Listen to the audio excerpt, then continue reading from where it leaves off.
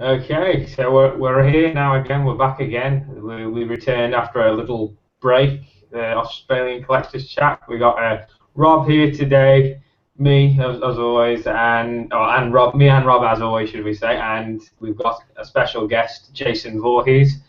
Well, actually, it's Helm's dog from, if you remember, the crazy weird guy with the mask also from the first episode we did. When we came back, it's the same guy. He's returned, and he's returned. He's managed to return to the collecting world, and he's got a few stories to tell about his collecting struggles, and also we've all been talking about briefly before we started this about the collecting market at the moment and how things are, and we're going to talk a little bit about that tonight anyway. And yeah, so how are you guys going? And anything new from you guys? Any new collectibles? Take it away, I Helmy. You go first.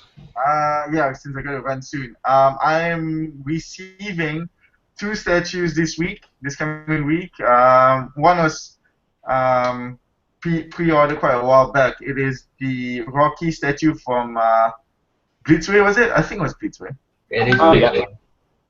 Yeah. Yeah, that one looks real good. So I'm really excited to see how it's like. Yeah. The other statue is going to be a surprise. We'll see. I'll post up pictures, Ryan, and you shall see. I'm really excited for that one.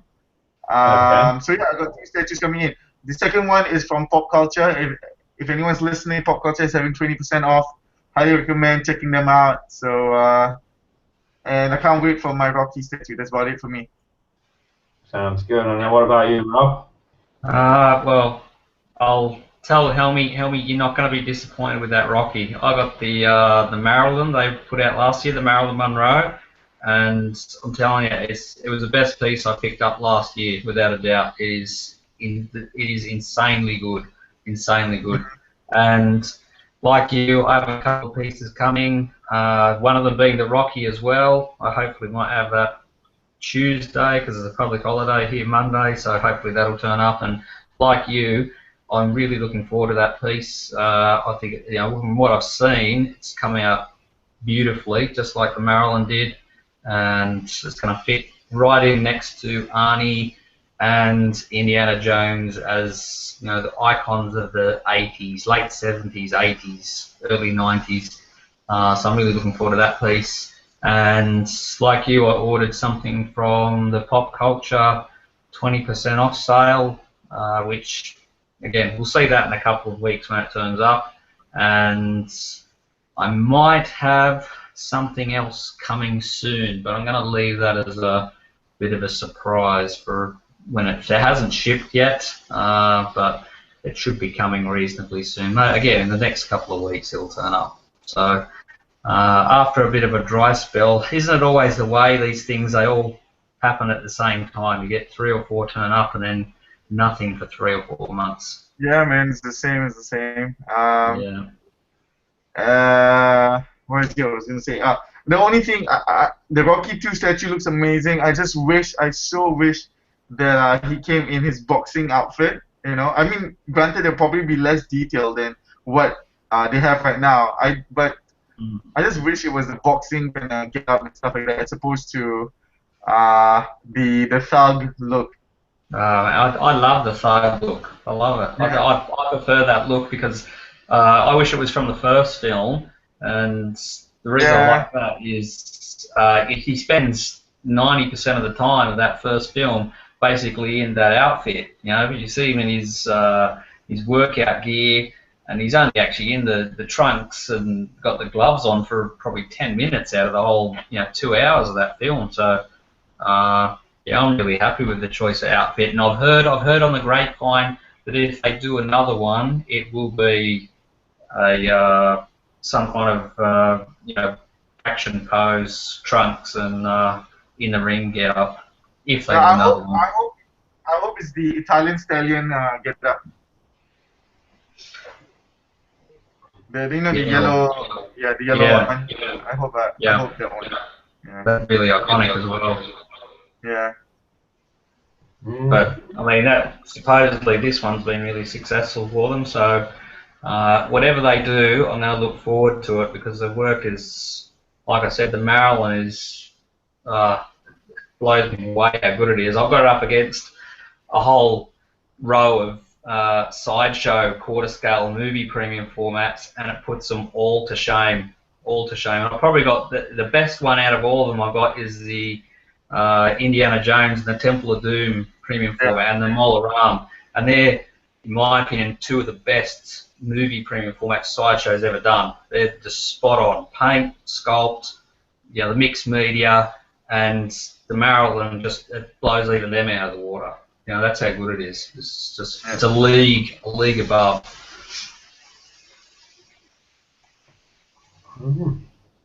Sounds very good anyway. It's Yeah, you won't be the stuff works way, and they're pretty impressive stuff. You know, they're doing some good stuff, which is good to see.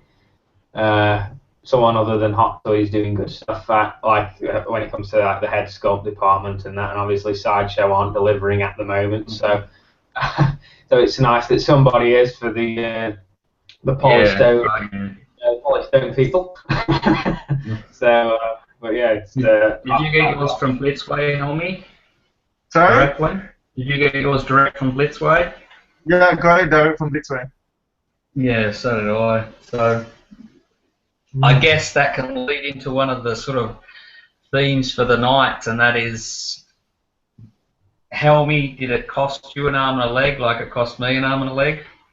Heck yeah, man. Oh my god. I was tempted to cancel it, but you know, I already paid the deposit and and it's sold out. So you know what? I'm just gonna risk it, and if I really need the dough, if I really don't like it, and I doubt that's the case, I might sell it off, and hopefully I won't sell it for a loss because it's sold out. But we'll see how it goes. Yeah, I don't think you'll take a loss on it if you have to sell it. It'll go for good money. It'll go for good money if you have to sell it. Yeah. It looks like a keeper, so I'm keeping it for now. Yeah, it was. They are getting very, very, very expensive. The Marilyn was $350, and this was $470, $480. So it was a fair whack, fair jump. I don't know how long I'm going to keep paying those kinds of prices. Probably not much longer, I should think. What about yourself?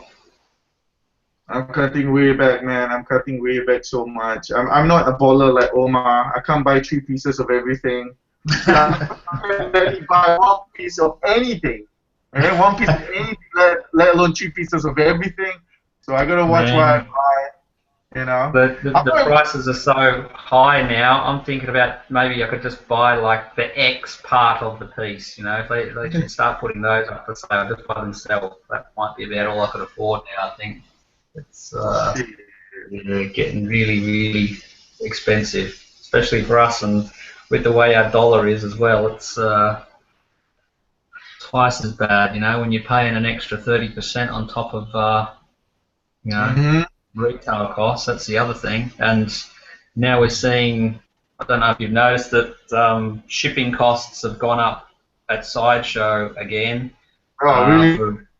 For all international customers, basically, you won't get anything shipped from Sideshow now for under $100 US to Australia. So you're gonna have to factor that in for anything that. Hold up, back up. Nothing is less than 100 anymore. Quarter scale. So if you get in a premium format, if you're getting something premium format, it's gonna cost you, roughly about $100 odd US, not Australian. I don't know if you guys have about they've just released. Obviously, it's just come out the Prime 1 Arkham Knight Batman, and there was an interesting thing people were talking about because when they received the statue, nothing wrong with the statue or anything, but they were surprised by one thing: the box is tiny compared to really small quarter scale premium format, really small, right? And I've seen videos of it now, and I'm like, Jesus Christ, that's a 1/3 scale figure in a smaller box than a 1/4 scale figure. It's just bizarre, but well packaged and everything. But the bizarre thing is a sideshow, whereas like the average premium format, they stick about, you know, 50, 60, 70, 80 bucks on the shipping costs. With the Prime One, they've actually put it about 100 or more than a premium format. And the box itself, like obviously the mass of the box isn't that huge compared to a premium format, so people have been very confused why they've charged extra for the Prime One over the. No, in the past few weeks, a lot of people have been talking about it, especially international collectors. All the prices for everything being shipped out of the States has basically gone up. So even if you're getting Blu-rays or CDs or whatever you're getting from Amazon, even those prices have gone up. So it's everything's basically gone up over there in terms of shipping. And Sideshow are just they're just passing on the love, aren't they? Passing it on to everyone. So ladies, I'm gonna have to bounce. But before I go, just check this out. I just got this recently. That's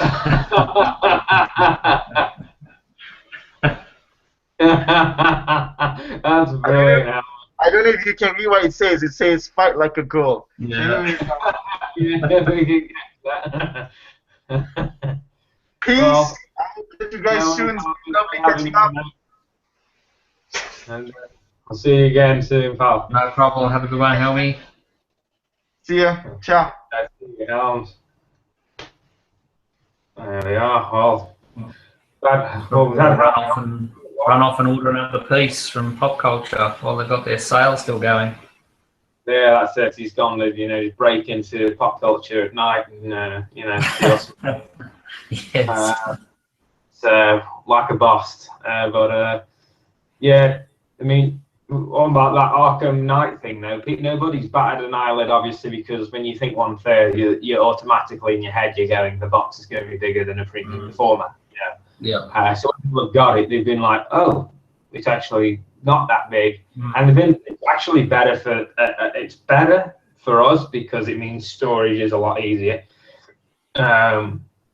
But I think one thing that helps that is obviously the cape being fabric, obviously can be folded and packed pretty in a smaller compartment, and also the pose of the piece being very straight up and down pose on the piece. It just doesn't have arms and legs going everywhere, and that can help in terms of the engineering with the packaging and fitting pardon me, a larger object inside perhaps a box. You might not think it's going to come in, whereas if you've got pieces with arms and legs flying everywhere or appendages going left, right and centre, then obviously the box is going to have to accommodate that sort of, maybe like a bit like this guy here, where he's got his arms sort of outstretched and all the rest of it. But yeah, you do have to wonder. You wonder whether these companies, I'm sure they probably do, squirrel a few dollars away through the shipping as well. I'm sure they're making something on the shipping. So,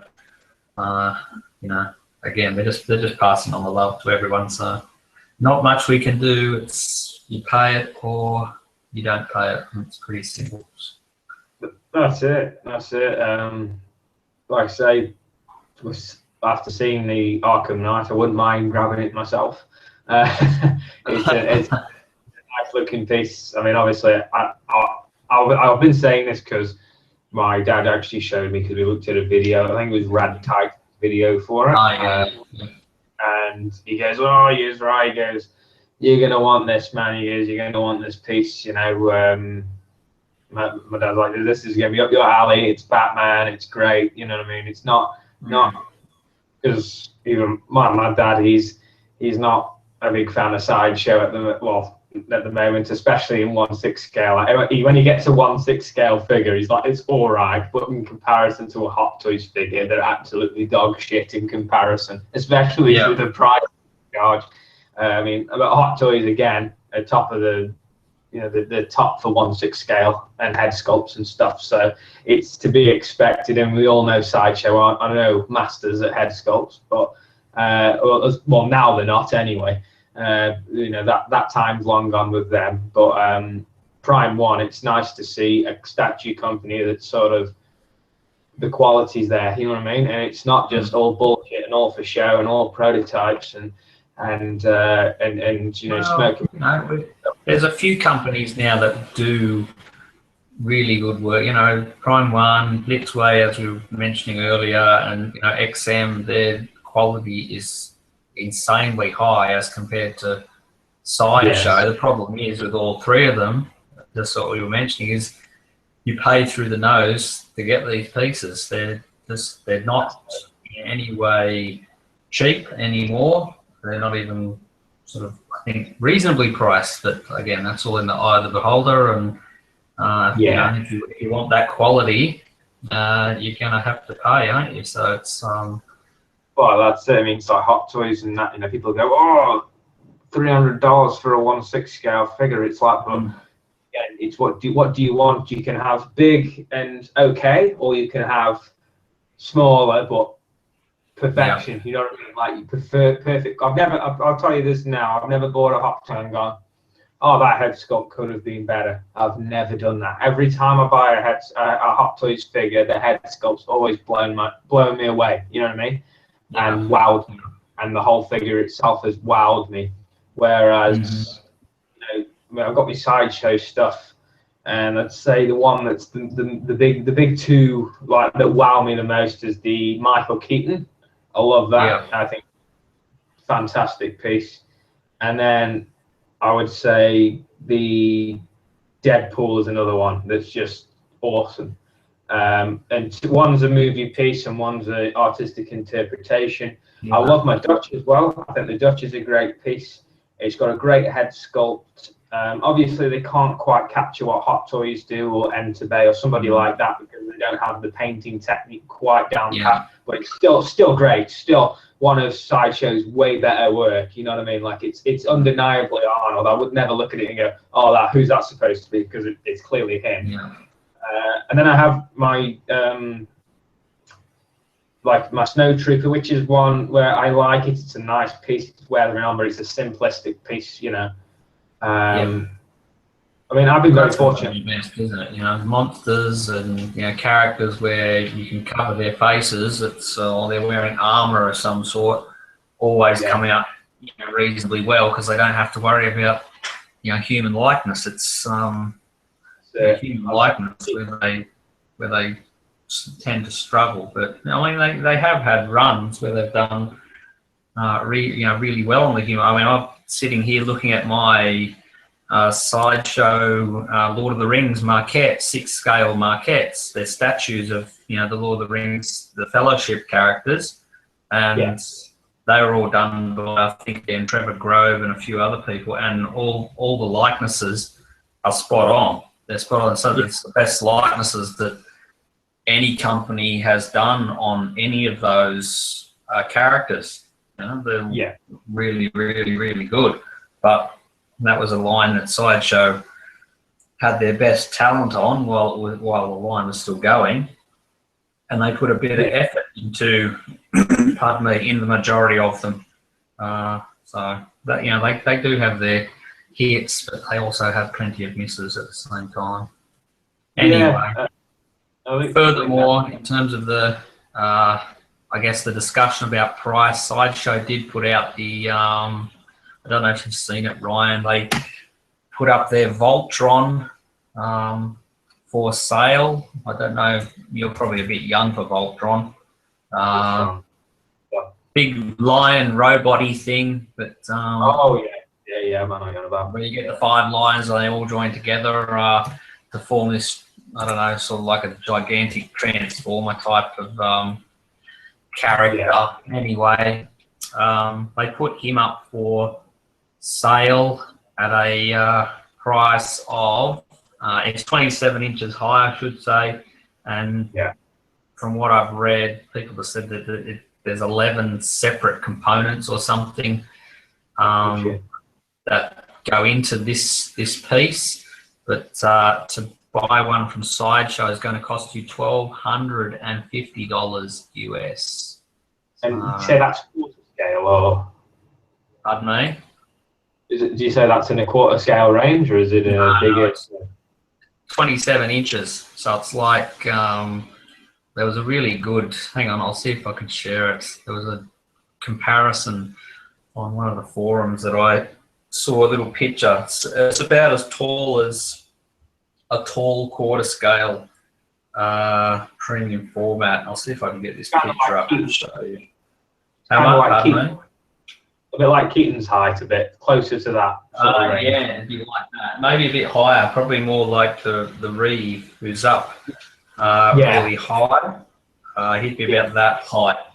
But, you know, the Reeve was $400. This thing's up $1,250. I think they're doing a flat rate of shipping for folks in the US. I think it's $20 or something they're doing for people in the US, but for us, of course, it's like bad luck. You know, we're going to have to pay again through the nose to pick it up. Okay, I'll share this little diagram with you, and it'll give you a good idea of exactly how big the piece is. Let's see if this works. Should work. Come on. Here we go. All right, you seeing that one? Yes. So I have that. I have both of these actually, both the Sentinel Marquette and the Apocalypse. And the Sentinel was $900 when that was released. I got mine for $800 with a coupon, and the Apocalypse was $600. And he's $1,250. So again, people make their own minds up. You could buy those other two, one being larger than it, and pretty much a few $100s over what you're going to pay for that one. Yes. I don't know.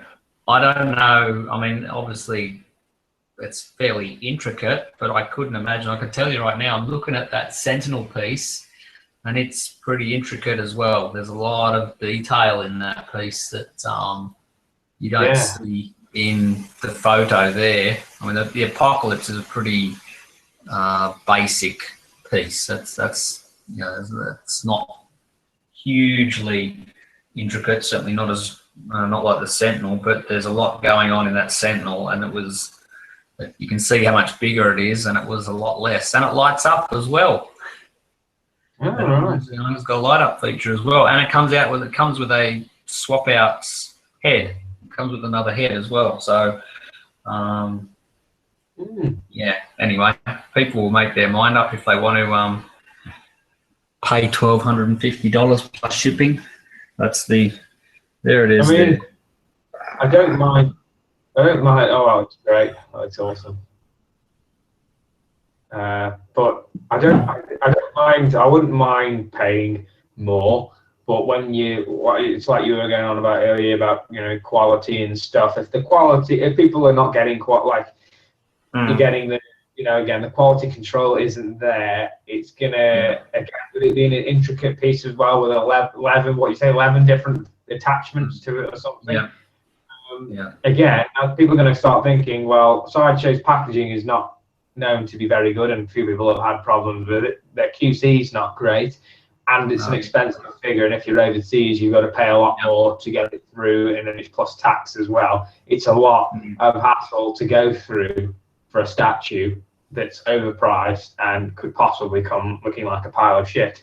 And not to say that it will, but again, it's like these legendary scale statues and stuff. Some have come out great, like the Doom, and then there was the Iron Man. I can't remember which Iron Man it was, but it came out legendary. I know a few YouTubers, well, I know a few videos anyway that YouTubers have done reviews, and it came out and it had stuff like panels not fitting in the right place and paint application being a bit on the mad side, and the arc reactors not lighting up properly, and all those things. And again, that's another expensive piece. It's supposed to be premium, and they didn't give a shit at all, So it's typical Sideshow. It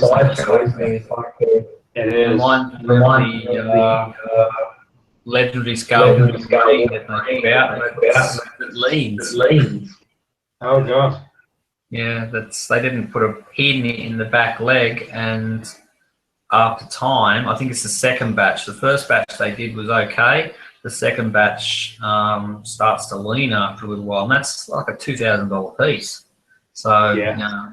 their engineering is, it's done for all short term, and obviously the QC that they perform, well, they've never had much in the way of QC, so it doesn't really surprise me, to be brutally honest. Anyway, I guess getting back to that theme, they also put out the Kylo Ren, which everyone has seen already. That's been out for a few weeks now, and again they're charging $570 odd for that in terms of it, and it's a pretty run-of-the-mill premium format quarter scale piece. So it's a fair whack, fair jump in terms of price. They put out the Sand Trooper a few weeks before they released this, and the Sand Trooper I think is $420 US, as compared to this, which is $570. So it's a fair whack in terms of a jump. You can see there for us, shipping to Australia, not that that's my postcode thankfully, $120. They are, so nearly 700 US, to get one to Australia, which is, you do the maths on that, the conversion, and like I said, it's near enough to $950,000 Australian to get, a pretty simple piece shipped to Australia. In terms of the base, I mean, it's a fairly basic sort of base. Obviously the mixed media is nice enough, but again, not super detailed, not super intricate, and all of this obviously is going to be polystone sculpted. The face masks are going to be sculpted. It's a hefty price to pay. If I was anybody right now and I wanted a quarter scale Kylo Ren, I would recommend like what I told Helmy earlier, and that would be wait a while and buy the Hot Toys quarter scale one, because I know you're not going to see the joints on it because it's all closed. So again, the whole joint thing gets thrown out the window. You've got a nice, it's a basic stand, but it's nice. It's posable, so you can change the pose options. The lightsaber will be light up. It also comes with a, for display, it comes with the Darth Vader burnt up like helmet and everything, which is great. And there's rumors going around at the moment that there could be an Adam Driver head sculpt for the quarter scale version, because they didn't do it with the 1/6, which is very odd for Hot Toys. But there's rumors going around anyway that could be a possibility. So again, you're getting all that in a package.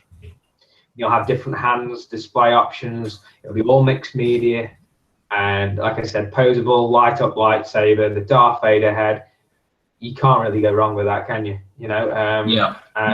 And again, it'll be way cheaper than, it won't be $900.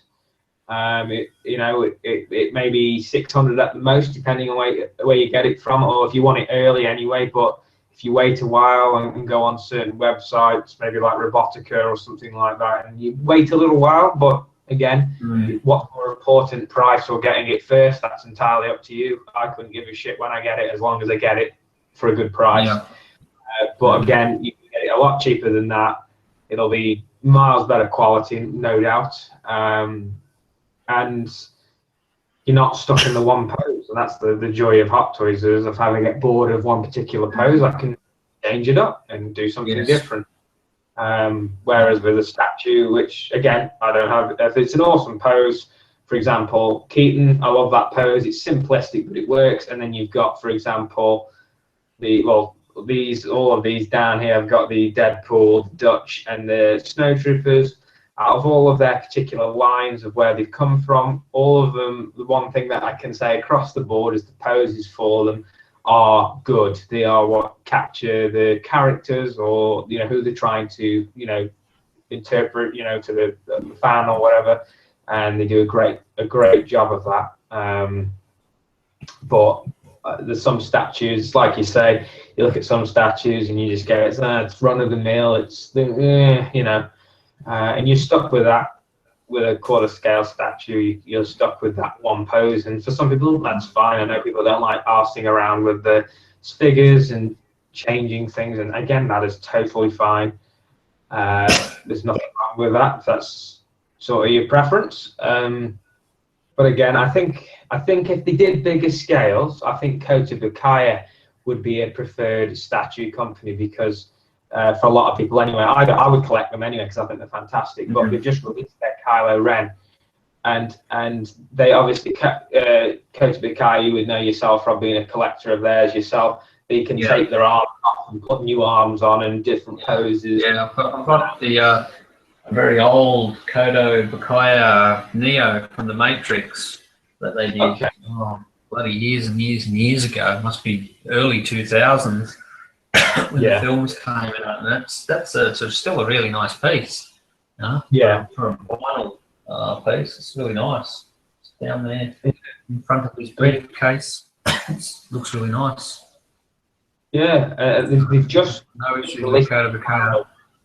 I don't know if you know, they just released their Kylo Ren Kota Bukiya, and the whole thing again is, I'm pretty sure it's all sculpted, if I remember right from the review I saw for it, but it's that well done. The sculpt is that good. It's like the Prime 1 Batman stuff, you know, when you start like not being able to tell, you know, what's material and what's sculpted. It's another one of those scenarios, and it's come out looking beautifully.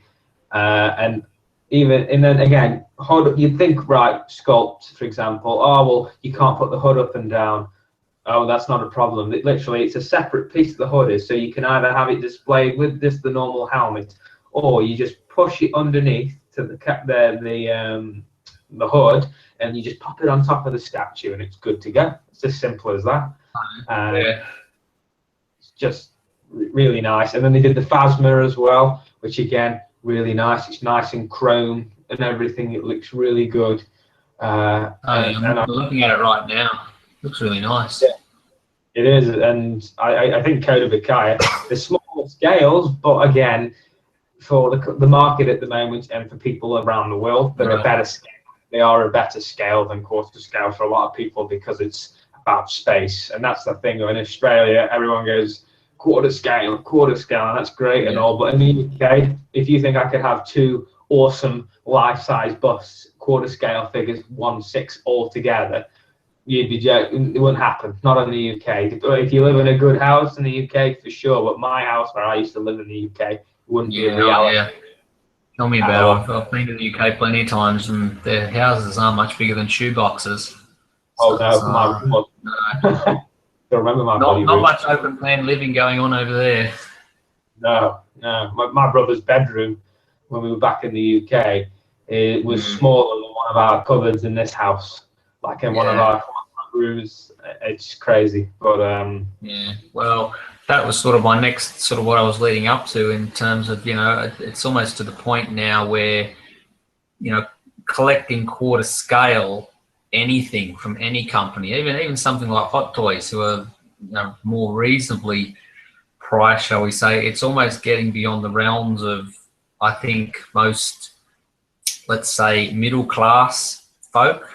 You know, it's, you know, Helmy was saying he's slowed down a lot. I have absolutely slowed down, and will probably be, you know, not probably, I will be finishing off my pre-orders for this year, and that's it for me. I'm pulling the pin. It's just getting to the point where it's too expensive to sort of stay in this hobby. And, you know, I'm not someone who is poor. I have a good job and I earn a very good wage, and, you know, when I just get these pieces, and, you know, as we were saying, get the Blitzway Rocky. It's a great piece, but I get it out of the box, and you do question, geez, do I see the kind of value that I put into this in that piece?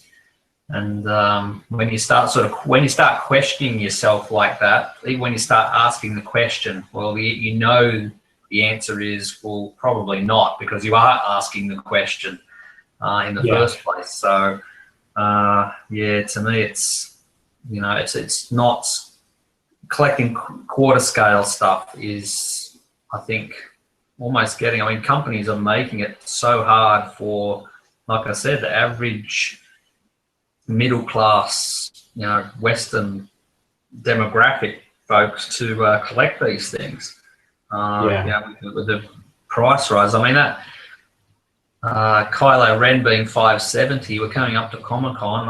I'll make a prediction here. We'll go out on a limb. We'll say by the end of the year, you'll start to see average quarter scale PFs from Sideshow at $600 US, and that's just unsustainable. I don't know how.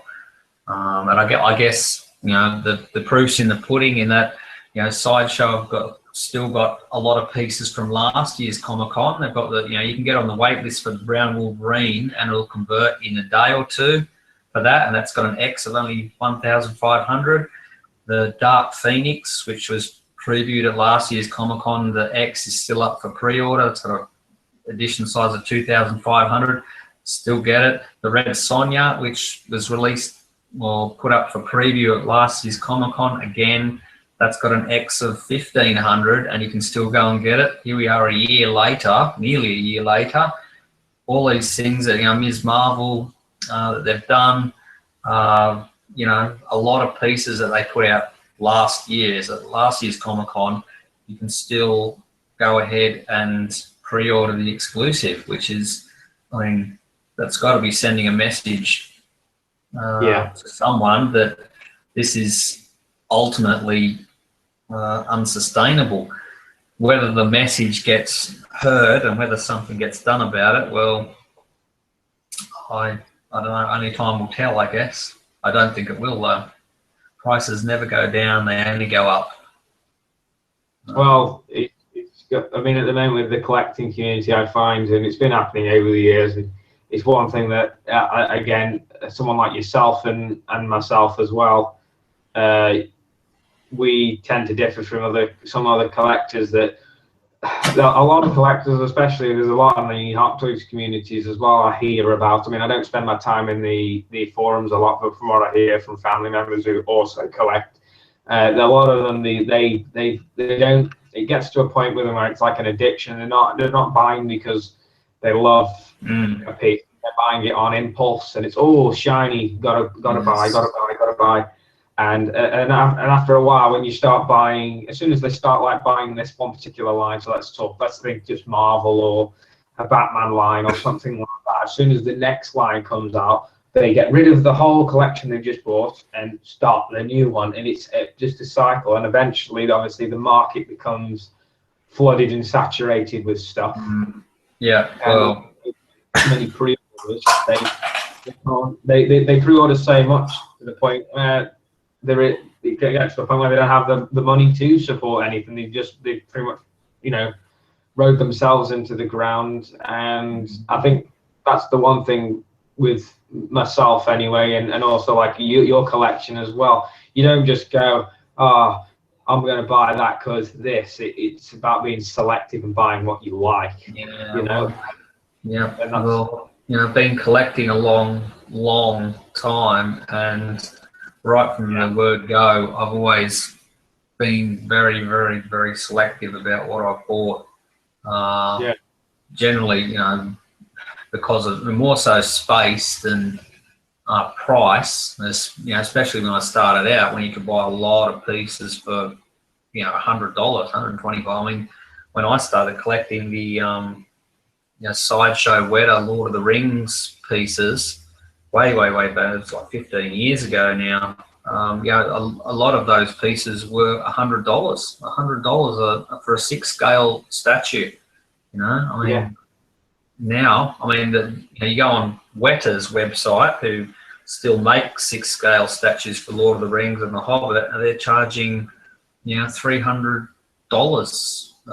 for something that is, you know, obviously it's improved somewhat as the technology's improved and as people have, you know, sculpting techniques have improved, and, you know, matching likenesses have improved, but you know, prices have gone ballistic, so to speak. And Weta are still, you know, I'd suggest they're still on the cheaper side of things at $300 for a 6 scale piece. You look at those again. Let's talk. We'll go back to Sideshow.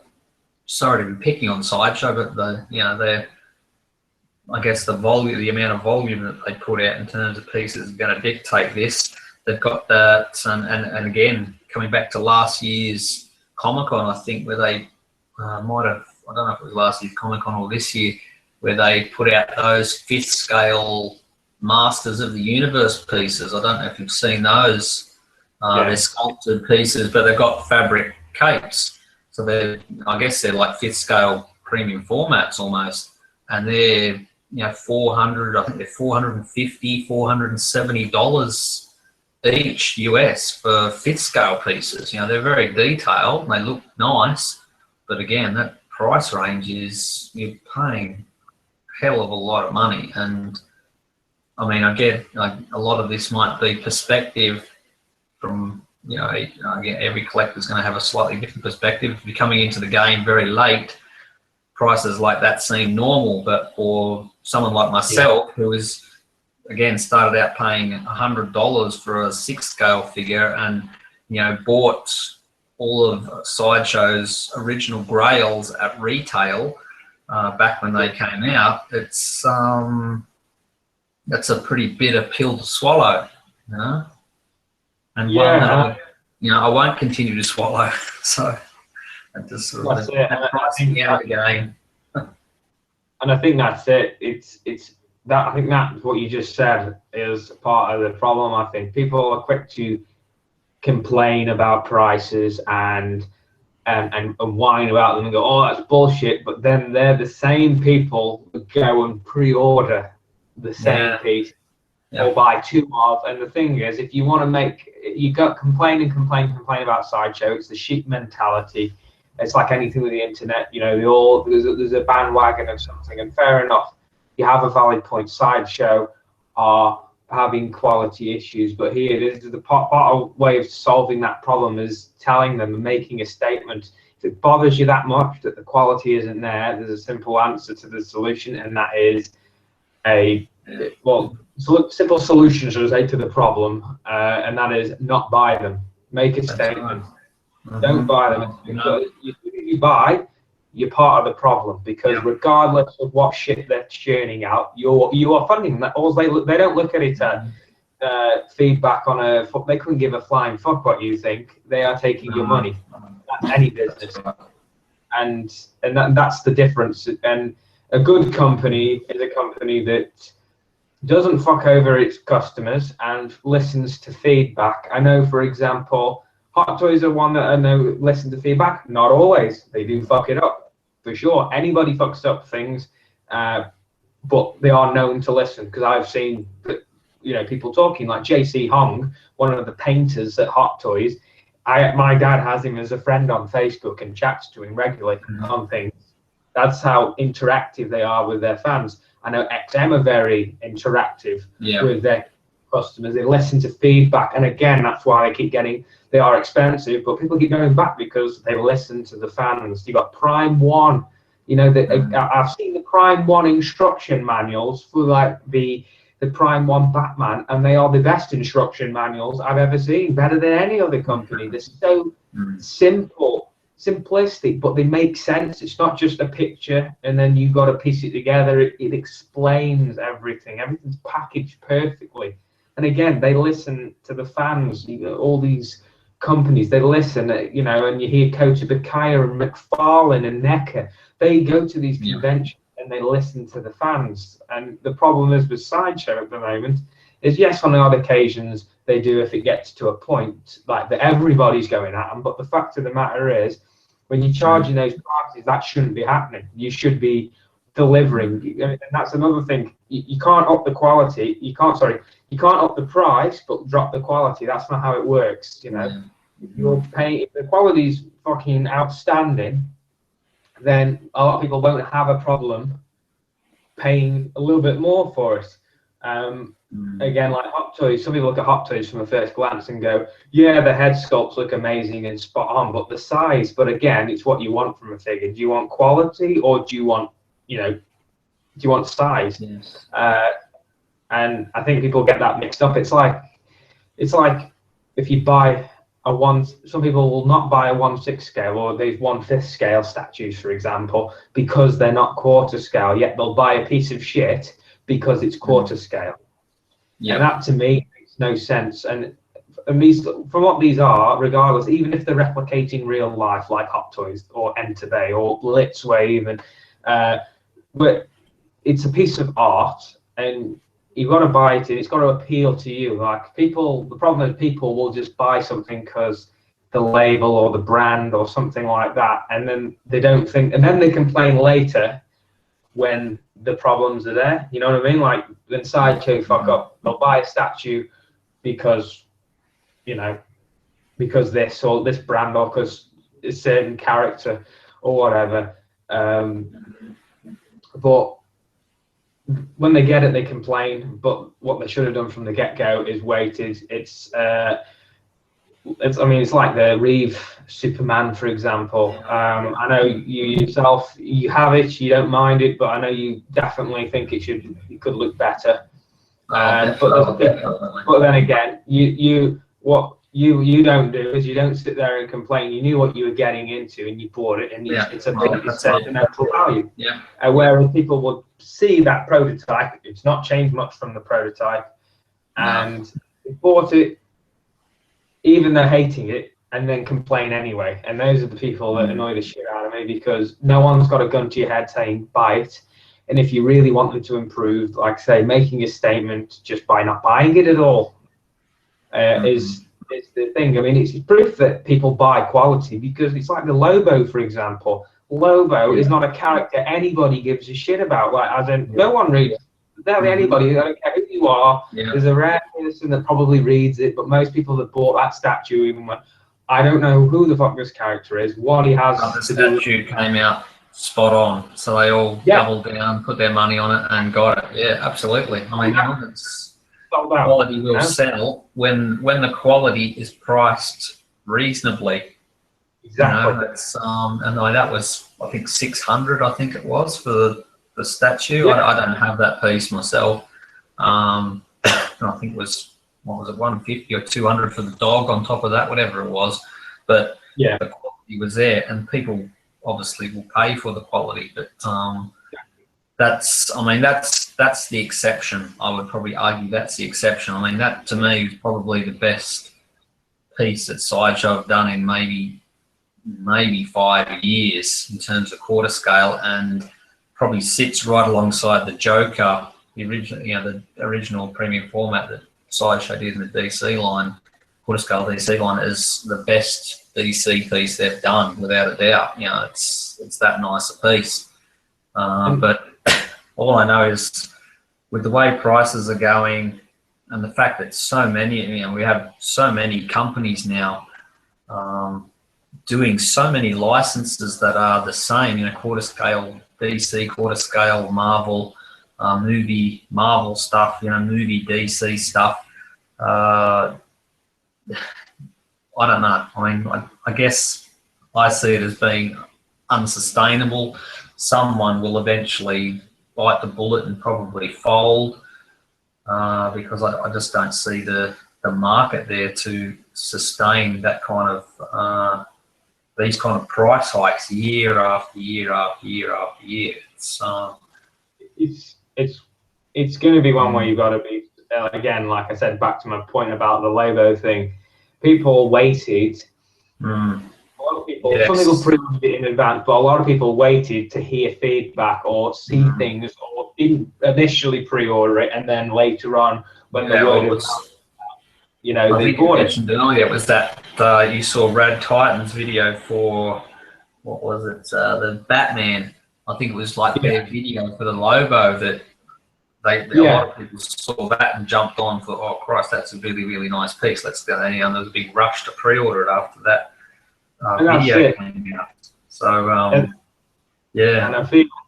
I feel like people like that there. And the reason people didn't do that is because he's not a character that, again, no one gives a shit about. But I think the thing is, and I tend to do this, I try and keep it as neutral as possible, is regardless of what the product is or brand, or say, let's just say it's a Batman piece. Just because it's Batman, I'm not going to pre-order it because it's Batman. I wait and see what people are saying, or if I'm happy enough with the prototype. You know what I'm saying? Sometimes they get a shitty prototype from the get-go, and then it turns out amazing when the final product comes out, and then I go, okay, I'll make up my own mind and I'll buy it. And then there's some that are just amazing from the get-go and come out looking amazing, and then there's some that look amazing that come out and maybe have some problems with them. There's different things, but you listen. I generally, whether a person likes a statue or not, I don't really pay attention to that part because that's all subjective. That's personal. I'm not a fan of, like you. I don't review videos. I like unboxing videos. I like to see people take them out of the box, but quite frankly, I don't want to hear their opinion. I mean, if someone's bought the statue, more than likely they're going to say it's pretty nice. They spent all that money on the thing. They're not about to pull it out of the box and say this is utter garbage unless it is really, really bad. So the reviews I'm not really that interested in. It's more just pull it out of the box and give me a few shots of it, and I'll make my own mind up based on that, rather than others' opinion. It's like when I do my occasional videos. If I say anything, I don't really say anything other than what you're probably expecting from a particular type of thing. I'll give you if I like it or not, but again, I try and make the video enough so it's whoever's watching it can look at it and go, I like that or not, you know. That's the thing, and that's the problem. Same thing when I do my little showcases occasionally, like yourself, very occasionally. It's like there's no voiceover. It's just I just put pictures against music, and you know, you can look at the pictures and make your own mind up if you think it's a nice piece or not. You know, it's not a review. It's just there for you to look at, and you know, you decide whether you think it's a nice piece or not. My opinion isn't worth much of anything, to be honest. And people are intelligent enough; they can make their own minds up based on these things. But anyway, that's so I don't know where it's all going. It's like I said, I think by the end of the year we're going to see $600 premium formats, and that's just, I think in the long term that's just unsustainable. And we're in a sort of, this quarter scale stuff is not really for the realm of the middle class anymore, if I can phrase it that way. It's definitely to the point where you have to be, you know, very, very well off and have a lot of disposable income to start buying these pieces. Anyway, let's move on. I just want to show one more thing that I don't think anyone else has covered anywhere, actually. And it is, you know, I've mentioned Weta a few times. It is related to them, and it's probably not going to be interesting for too many people because not too many people collect Lord of the Rings and the Hobbit stuff anymore. It seems to be a very select few now that do that. But they announced a few weeks ago that they were going to start doing 1/30th scale dioramas with collectible figures. Now 1/30th scale is like, you know, teeny tiny. I'll share a little article that they threw up on their website. You can sort of, well, that's the sort of, you know, that's the sort of size we're looking at in terms of the figures. So they're like those, you know, where you go to those games workshops and you see the folks putting together, you know, armies of little figures in relation to the you know, Warhammer or whatever those, you know, games are. That's the sort of detail you're going to get in one of those 1/30th scale figures. And what they're sort of thinking about, almost combining environments, because they do these really nice environments, and they have done, and their environments are, Lord of the Rings, Hobbit environments are probably the best thing that they do, in my opinion. The detail on them is absolutely insane on the environments that they do. It's crazy good, and they're sort of trying to combine the environments with these little figures. So you basically can get these figures, and supposedly they're going to be magnetic,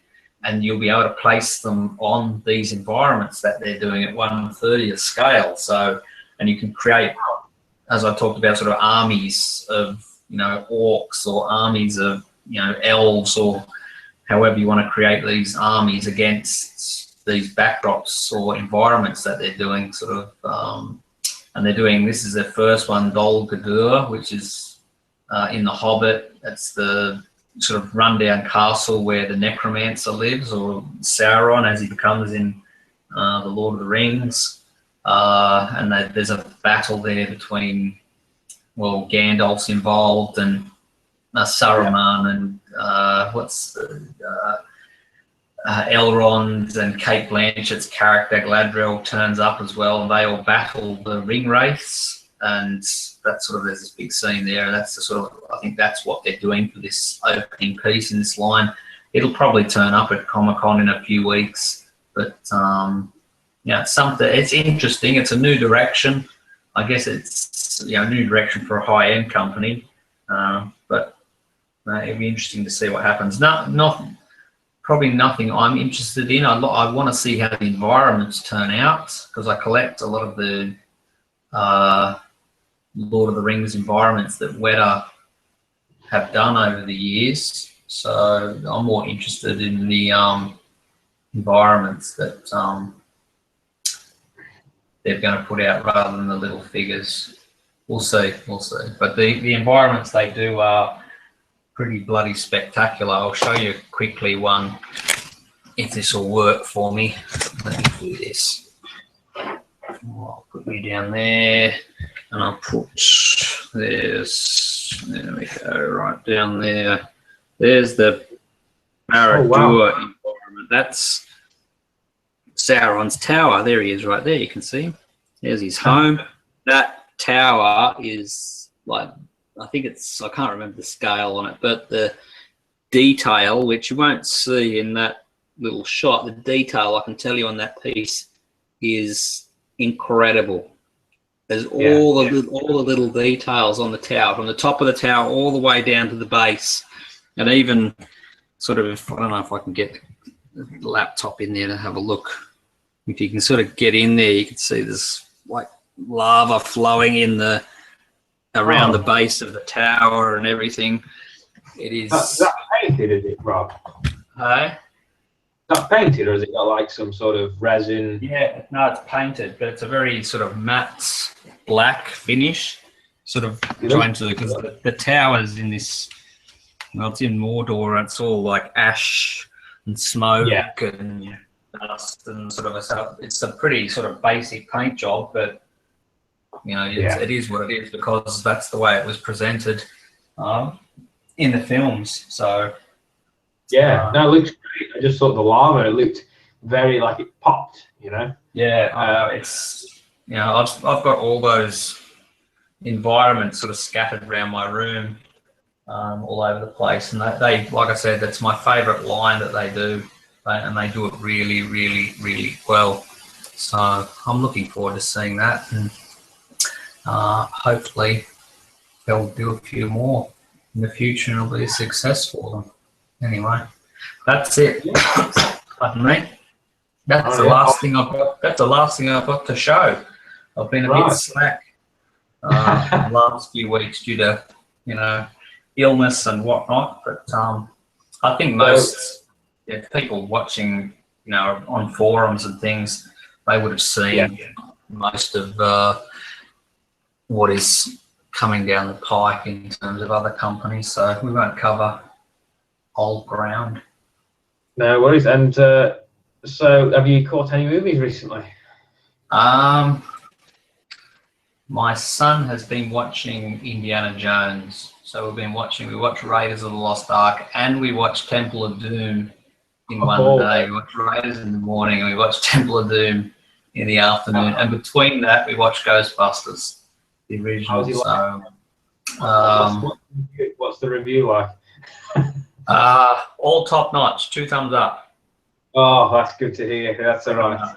Check them out. I know, yes. Otherwise, what have I got recently? I've got a lot of Arrow stuff from the UK. I've got the Killer Dane box set and Bloodbath, and what else did I get? A few other bits and pieces that I've got.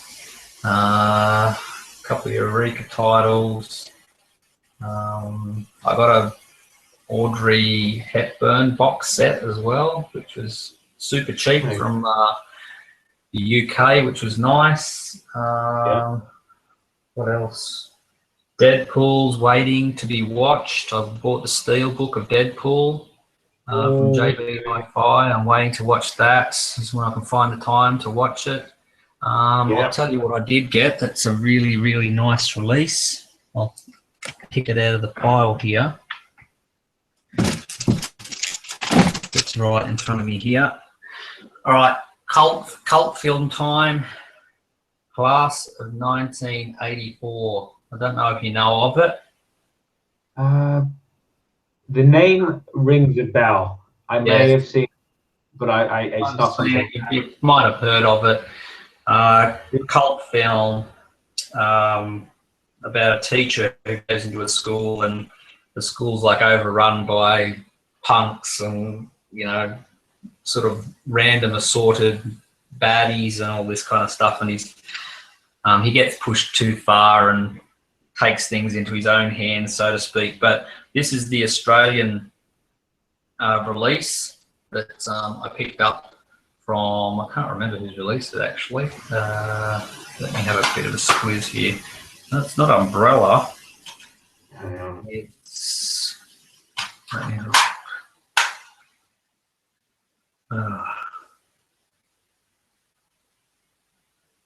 sorry, I'm looking at the fine print. It's too fine for me to read because it's all in cursive. It's all bloody running writing. Anyway, it's the Australian release. There we are. And it's a really, really nice release. It's a port from, I think, a US version. But this here you can get in JB Hi-Fi for, you know, on sale for like $12, $15. And the release is really nice. It's got a really nice transfer on it. You get a really nice booklet inside as well, detailing the making of the film, which is pretty nice. Here's some of the unsavory types that you might find in this school. I don't know. Does that look like anyone you went to school with, Ryan? None of mine, anyway. So, class of 1984. That would be my pick of the week in terms of film.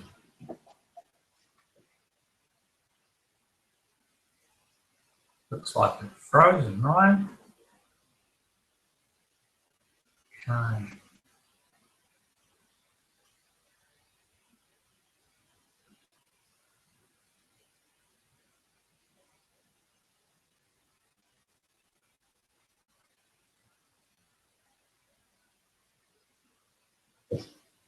Looks like Ryan's just dropped out. He did say earlier in the evening he's sitting at home in storms and wild weather, so I guess it's to be expected with Google+.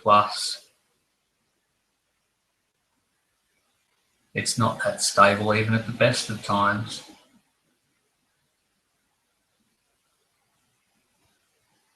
Yeah, Ryan's dropped out, so a bit unfortunate there. We might give him another minute to come back on. If he doesn't come back on, we'll finish it up.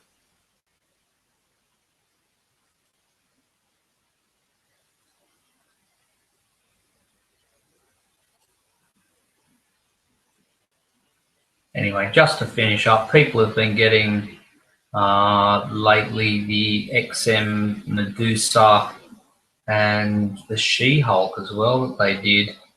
And both of those, the Medusa especially, has have turned out very, very nicely, as you would expect coming from XM. Their QC and quality control is very, very high on their pieces, and both of them have turned out quite nicely. I think the Medusa especially is a very, very special piece, and I might just quickly share a few photos of that. Here she looks out of the box. Here we are.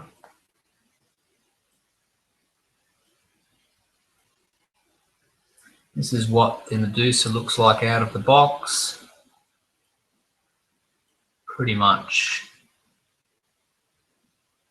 Thank you, Antonio DLT, for the photos. You can see paint job on her looks superb.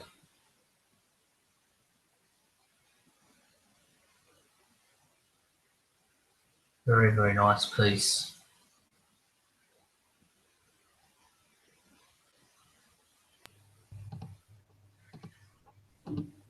Love that paint job. Okay, hi Rob, you there, mate? Oh, you're back, Ryan. How are you? Sorry about that, man. My internet just completely screwed up. It's with the weather, so. Yeah, I said I would go on for another minute without you, and I just talked about the Bloody thing. Medusa XM Medusa. That's just, people have been getting that for the last few weeks, and looks like it's turned out really nicely. And the She-Hulk as well. We'll see if we can find a few in-hand pictures of her, and then we might call it an evening. What about yourself? You seen anything lately? Film-wise, I picked up recently the Justice League versus Teen Titans animated film. That was really good. Oh, yeah. Yeah. That, and I also finally got the Dark Knight Returns Part 1, Part 2 on Blu-ray and rewatched them, so they were great. Right. Cinema-wise, I saw 2 films recently. First one I saw was X-Men Apocalypse. Oh, yeah. How was that? Spoil Actually, away. I haven't seen it, but I don't care. Spoil away. I went into the film, obviously, as you know, I wasn't too keen on it. But I actually really liked it. I really, really liked the film. Again, one of those critics didn't seem to like, but I really enjoyed. I did, and again, I went in with not really giving a shit. You know what I mean? Like, oh, this could be all right at most, but actually, I came out really impressed with the film. I think, obviously, you know, there's Wolverine in the film. But all I'll say is Wolverine is done right. He's awesome in the film. He's not a main focus in the film. He's not very long, but when he is in it, it's like finally they've fucking done him right. Quicksilver's good in it, again, and he has a better part in it than he did in Days of Future Past. I didn't mind Apocalypse either. I thought Apocalypse, he's not the typical Apocalypse me and you know from the comics or the animated stuff, but he's still good. You know, for what he was, again, it's another one of them, whereas what people think he should be and what he is in the film are 2 different things. And that was good. The new cast, like the new Cyclops and Jean Grey and all them, they were good. You know, they were pretty good in there. They fit the part perfectly in my eyes, and I wouldn't mind watching them in future X-Men films to come. I actually found myself really enjoying the film, and in ways I thought it was better than Days of Future Past in ways, and I think I do tend to think I liked Days of Future Past, but it was a tad overhyped, I felt, but it was still a good film. I don't think any of them dog shit, but Apocalypse, I was pleasantly surprised, and if you do have the time, I highly recommend you check it out in the cinema. I don't think I'll see it in the cinemas. I'll probably wait until it comes out on Blu-ray and pick it up later on down the line, watch it. Definitely worth your time. And then the second film I saw was Teenage Mutant Ninja Turtles 2. Mhm. And I saw the first one. I didn't mind the first one. I didn't hate it. But I'm not like this with Ninja Turtles. I don't give a shit really. You know, I just go in and hate Ninja Turtles.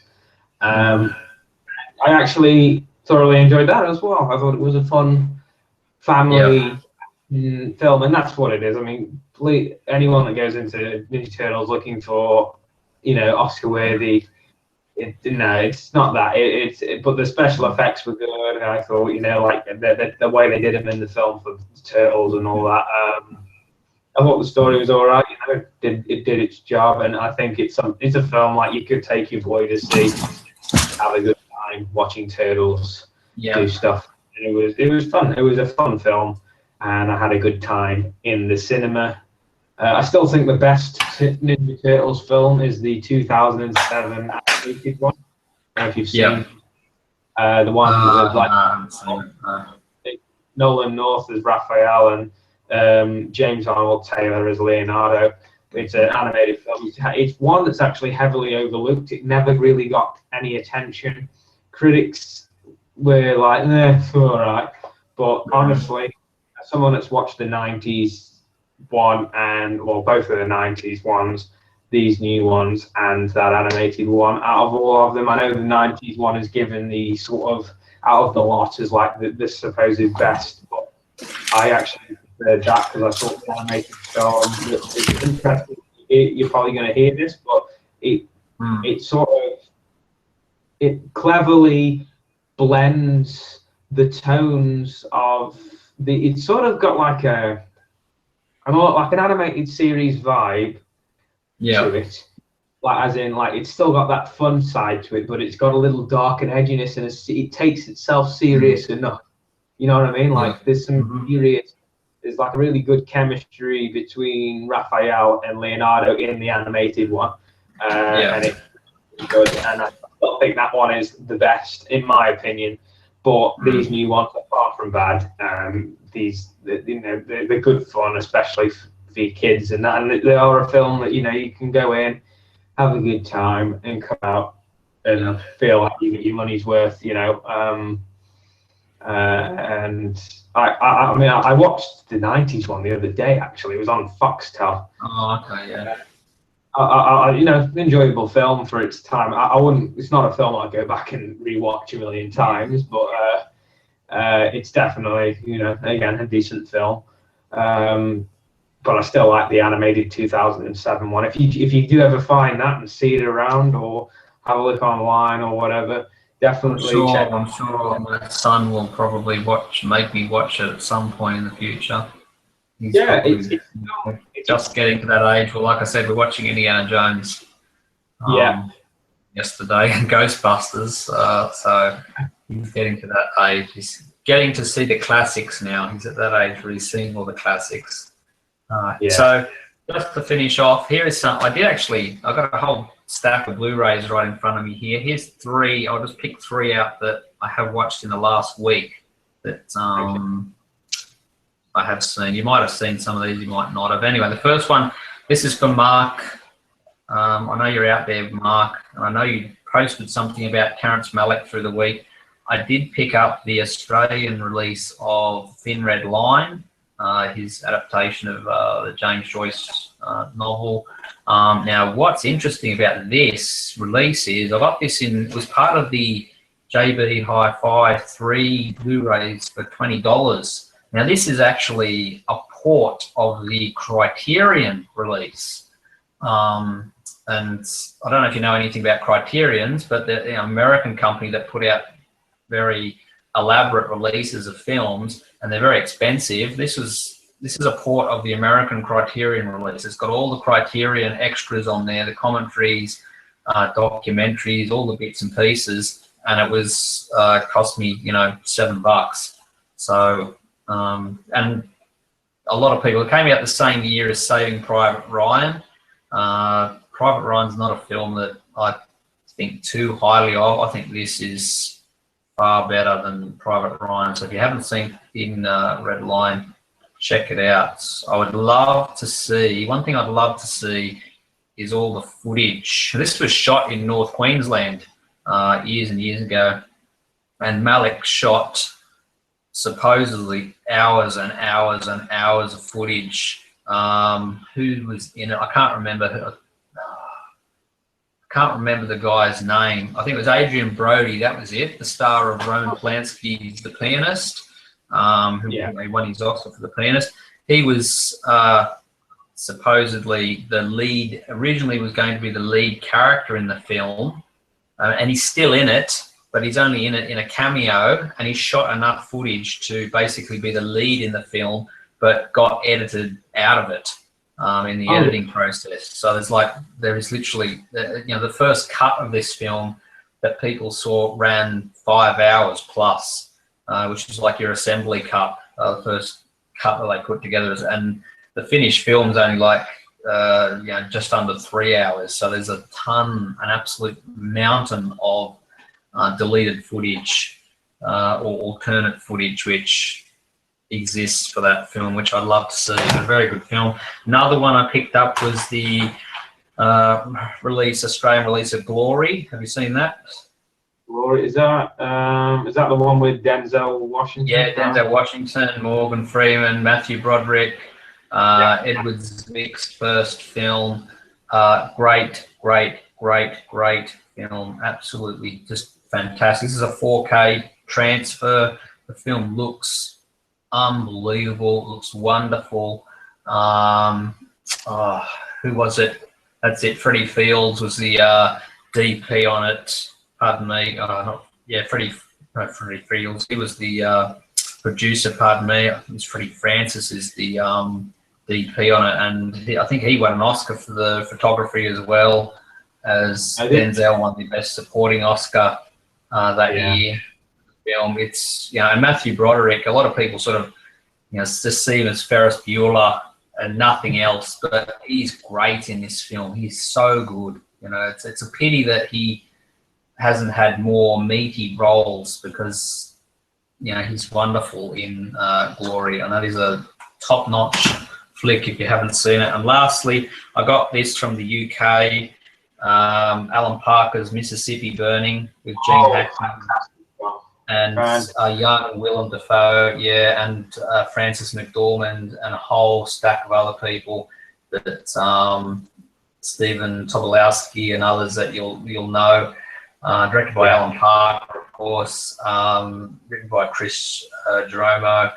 Just wonderful film. A fictionalized version of obviously real events.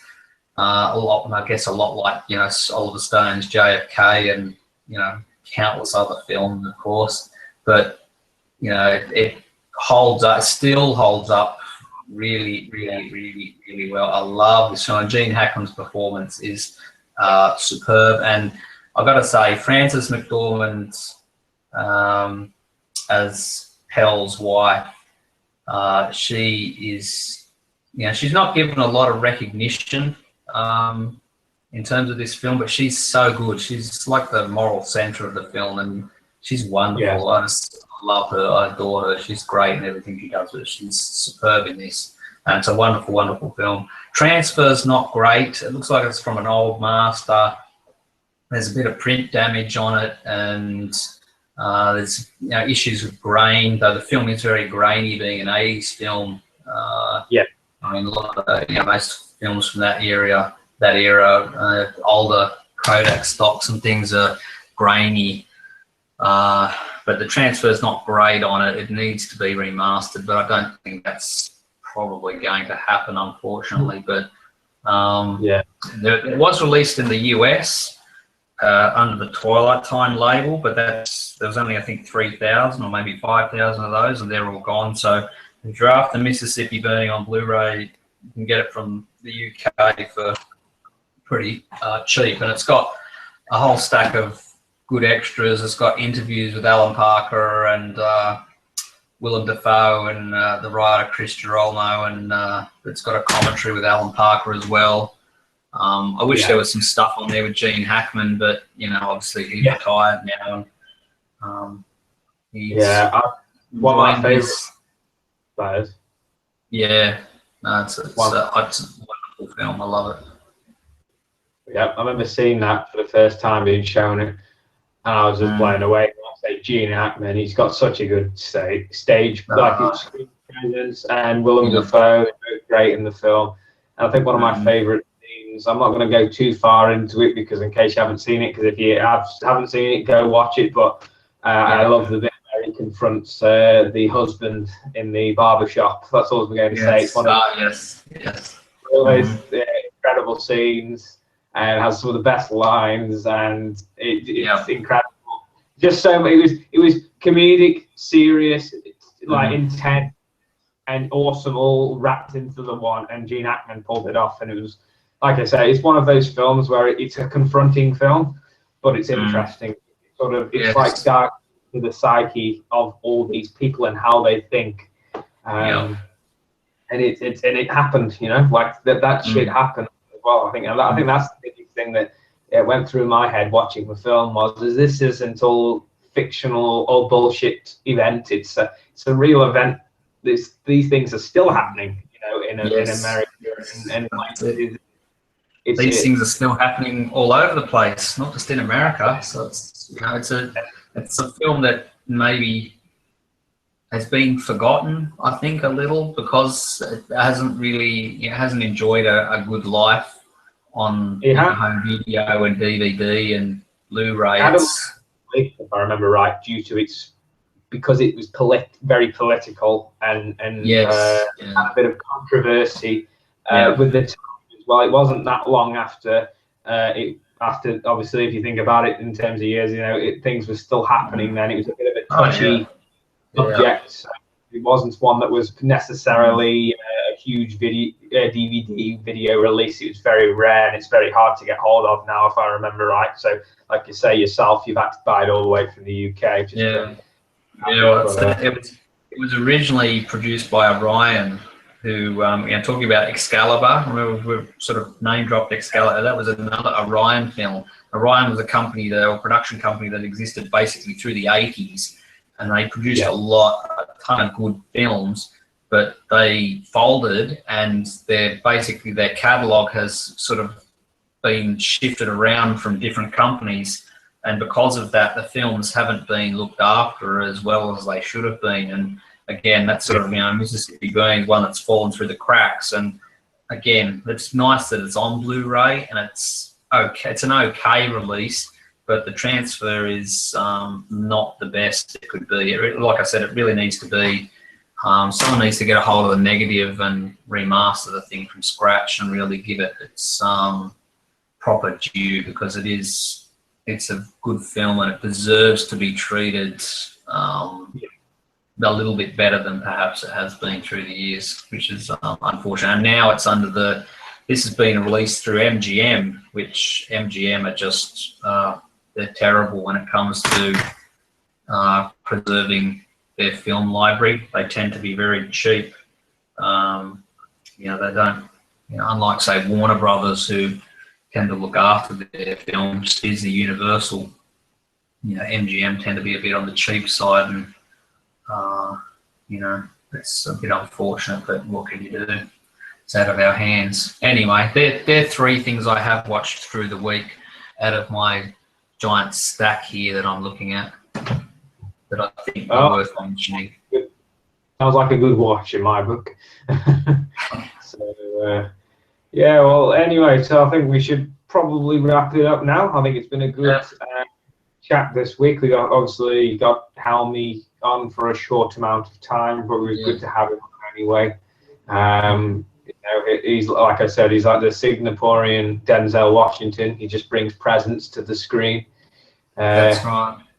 Is Jason Voorhees' performance, and so it's good. And like I said, hopefully we can get some more people on the chat some later on down the line, even or get Helmy back on for a longer period of time. Whenever he's free. But so it was a good chat, and I'll say got a few collectible stuff out of the way, and it's been a pretty well, hopefully this time next week I might have a statue to show. Hopefully, fingers crossed, and if everything works out, we might have a piece to show, which would be nice. Yeah, that'd be great, and that'd be a good one. A live, like a live showcase of it. That'd be, Yeah, absolutely. that'd be fantastic. We'll see how we go. Yeah. So anyway, so do you want to do this same time next week again? So Sunday. Yeah, we'll try and do it same time. This has worked well for me. It's I managed to get all of the people in bed who need to be in bed and get things out of the way that need to be got out of the way. So yeah, we'll try and do it this time next week. Sounds good. Yeah.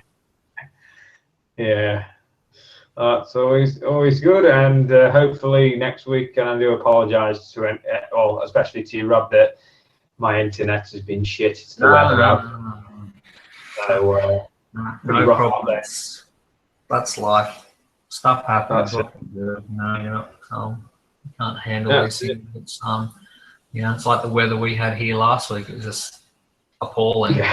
Nothing you can do when it's like that. Yeah, okay. I heard. Pretty bad, but like I say, as long as everyone's safe and the chat must go on. All that. Yes.